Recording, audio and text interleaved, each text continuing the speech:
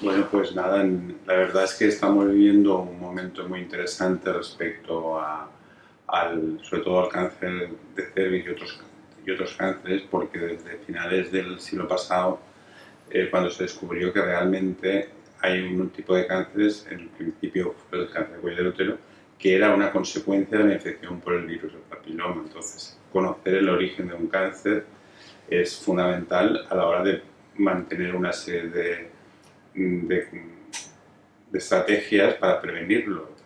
Y hay dos estrategias que bueno, son fundamentales. Una es prevenir la infección en sí, que serían las vacunas, y por otra parte está el tema de que no hemos podido prevenir esa infección, que ya está adquirida, pero sí que somos capaces de detectar alteraciones que no son todavía un cáncer, con lo cual esa detección que se hace conseguimos que el cáncer no llegue nunca a desarrollarse. O sea que para mí, yo creo que la determinación que haya aparecido el virus del papiloma ha sido fundamental. Claro, yo creo que ha sido algo, la piedra angular de la actividad del ginecólogo a lo largo de los últimos 15 años, el cambio de actividad. El ginecólogo ha pasado de ser un especialista que diagnosticaba enfermedad y que trataba enfermedad a ser un especialista que realiza una función preventiva importante y que trata de minimizar las complicaciones de esa enfermedad a largo plazo para detectarla en las fases iniciales, lo que llamamos el diagnóstico precoz. Esto, en resumidas cuentas, que no es más que hablar de una prevención primaria de una enfermedad y secundaria, es lo que abordamos en nuestro tema. Respecto a la prevención primaria, identificar, como decía José Manuel, un agente causal necesario para el desarrollo de un cáncer, es decir, si no existe infección por virus del papiloma humano es imposible desarrollar un cáncer de cuello de útero, pone las cosas relativamente bien cuando se desarrolla una herramienta que ha salido tan redonda como la vacuna del virus del papiloma humano. Si tenemos una vacuna eficaz que evita la infección por el virus del papiloma humano, pues lo tenemos claro, no podemos desarrollar en la vida un cáncer de cuello de útero. Y eso en la actualidad tenemos más que evidencia científica como para poder decir que tenemos herramientas muy fuertes con una actividad demostrada en los ensayos clínicos y que además ya empieza a trasladarse en la práctica clínica el beneficio de esa vacuna. Y para si nos falla el tema, pues el cribado. ¿Cómo ves tú que deberíamos, porque es verdad que eso también está cambiando, ¿cómo entiendes tú que deberíamos implementar el cribado en nuestro área de influencia? Pues sin duda también tiene mucho interés lo que tú estás comentando, en el sentido de que no hay que olvidar que el hecho de que se vacune, que haya una cobertura importante, va a evitar que sigamos controlando sobre todo en el caso del cáncer de cuello de útero, a las mujeres después de la vacunación, porque no cubre el 100% de los tipos de virus y entonces es interesante porque a lo mejor no necesitará tantas revisiones, pero no hay que olvidar que habrá que seguir haciendo algún tipo de prevención secundaria, alguna prevención que la mujer siga estando segura y que nunca lleguemos a encontrarnos con cánceres avanzados, que si esto funciona, espero que en unos años sea un anecdótico el cáncer de cuello de útero. ¿Y tú cambiarías algo del modelo actual?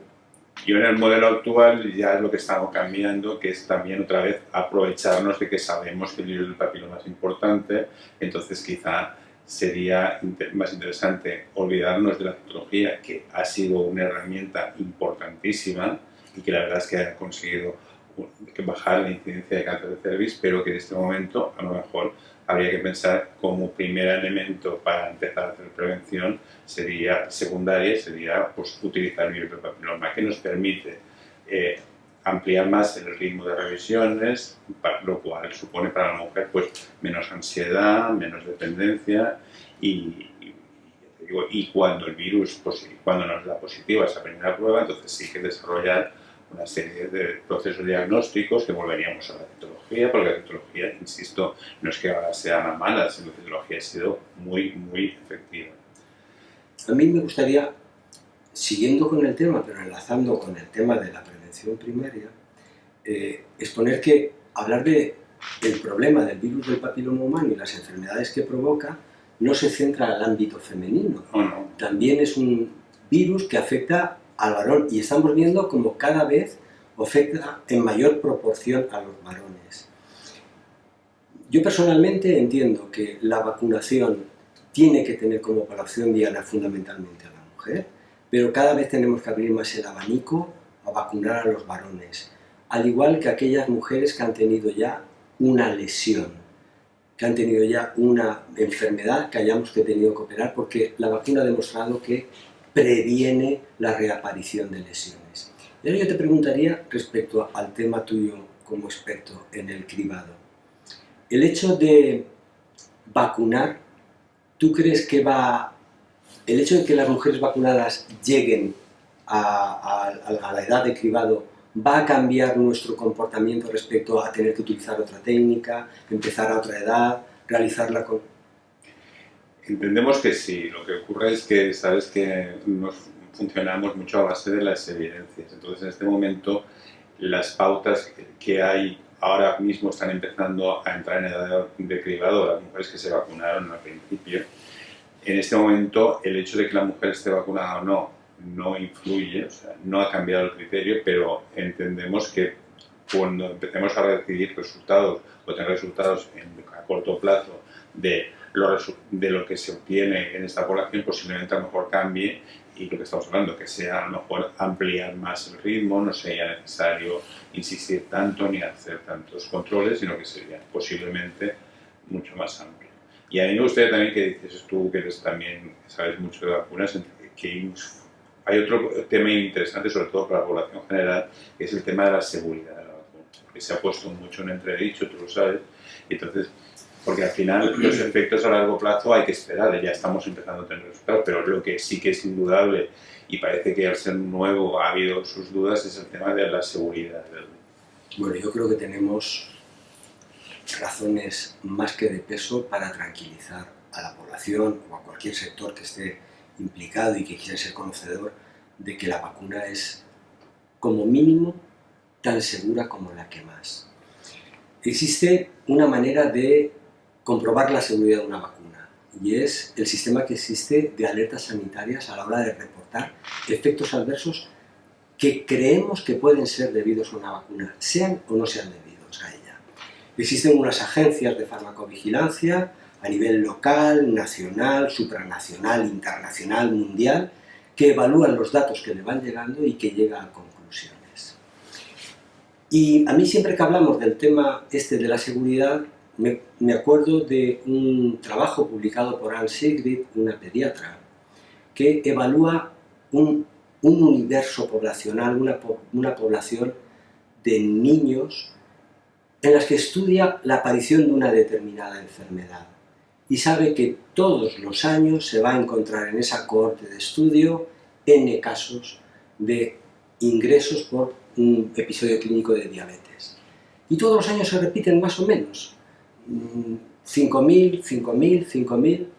Y ella dice, cuando yo a esa cohorte de repente la vacuno de manera universal, indefectiblemente, por coincidencia estadística, habrá un fenómeno de vacunación que coincida temporalmente más o menos con la aparición de la diabetes.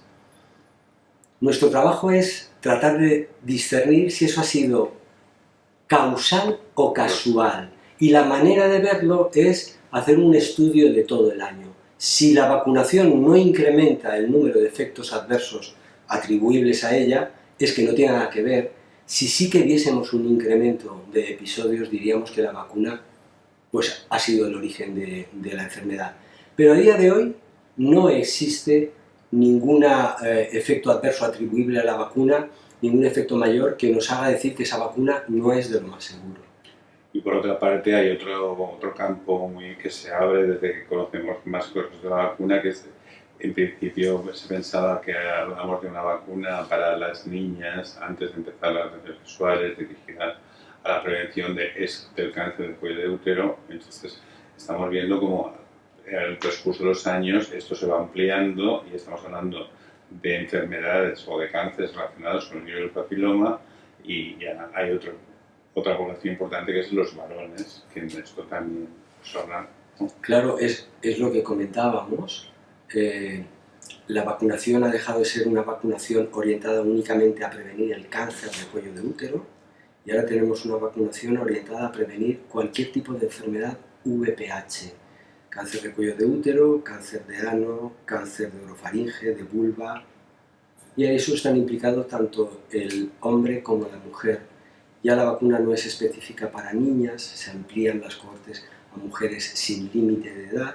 Y no solamente hablamos de cánceres. A mí me gustaría que nos dijeras un poco también qué estamos viendo en la práctica clínica respecto a patología benigna, condilomas y qué efecto tienen las vacunas sobre ellos. Pues eso ha sido el primer efecto como sabes, que se ha visto en cuanto a efectividad de la vacuna, porque las lesiones premalignas, incluso el cáncer, es más a largo plazo. En cambio, los condilomas, que es una expresión de infección por el virus del papiloma, pues está viendo cómo la incidencia, cómo cada vez está bajando a partir de que empezaron las vacunaciones y sobre todo en los países en donde el programa de vacunación ha sido, digamos, más estricto.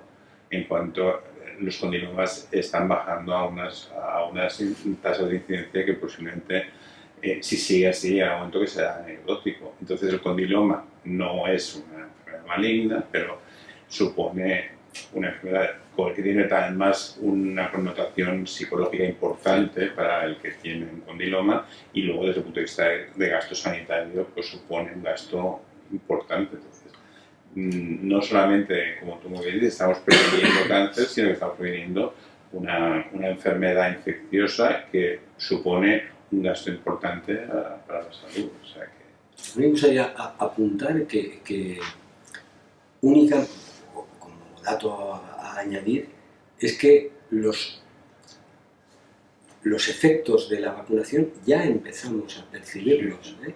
Y ya empezamos a ver cómo en las consultas empieza a disminuir la tasa de presentación de pacientes con condilomas, empiezan a caer las tasas de lesiones cervicales preinvasivas, estamos viendo en Australia, en Reino Unido, en Estados Unidos. ¿Tú crees que nosotros tardaremos mucho? Entiendo que no. Ya llevamos 10 años de vacunación.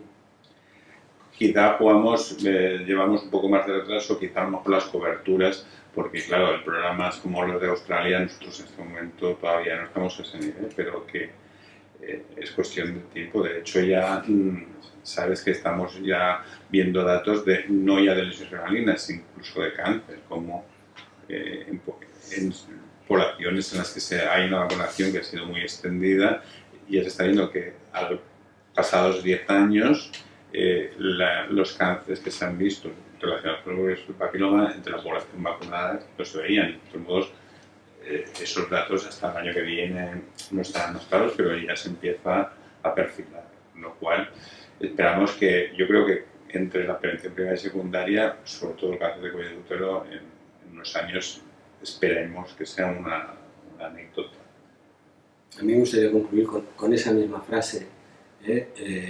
Las publicaciones de la Asociación Española de Patología Cervical y Colposcopia, el CDC americano, las conclusiones son que tenemos una excelente herramienta para acabar con el cáncer de cuello de útero, y es la unión de la vacuna con unas estrategias adecuadas de diagnóstico precoz.